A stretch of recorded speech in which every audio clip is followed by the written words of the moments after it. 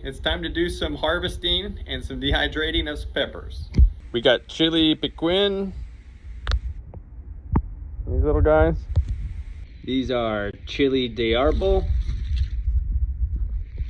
And this is one ornery ghost pepper. Now when you're picking hot peppers like this, you want to always wear gloves. Or if you pick them with your hands, wash your hands, because they will literally burn your eyeballs out of their sockets. They are so hot.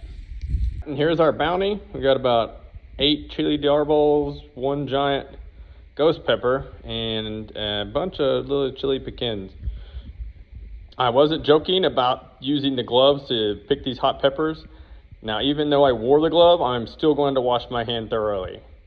Seriously, if you touch a ghost pepper and then touch your eye, it is worse than being sprayed directly in the eye by pepper spray. In fact, it's 1.5 times hotter.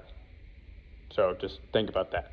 We're gonna put the peppers in this basket. I've put aluminum foil on one side to hold the small chili piquins, and then the bigger peppers are gonna go on the left side. All right, we've got all the peppers placed down. We wanna make sure that they're spread out so that none of them are touching, or as best as you can. We're gonna go ahead and put it in, set the dehydrator to 125 for at least 12 hours. The 4-hour mark, you probably wanna start checking those chili piquins, see if they're done. And it could go up to 24 hours for some of those larger ones. So we're gonna go ahead and start the dehydrator, and we'll come back when we see what we got. And here's what all of our dehydrated peppers should look like. You want them to be a little bit crispy to the touch, so that they're brittle. Now you can store these for much longer. You can rehydrate them, make sauces, make powders. This is just the way to do it. The chili piquins, they were at 125 for about 4 hours. Most of them were done. They were all done within 6. Most of the chili de arbols were done about 6 hours at 125.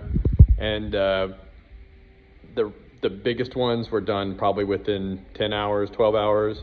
Now the ghost pepper took the full 24 hours, and I did turn the temperature up to about 140 because it was still pretty soft. But that's how you dehydrate these peppers.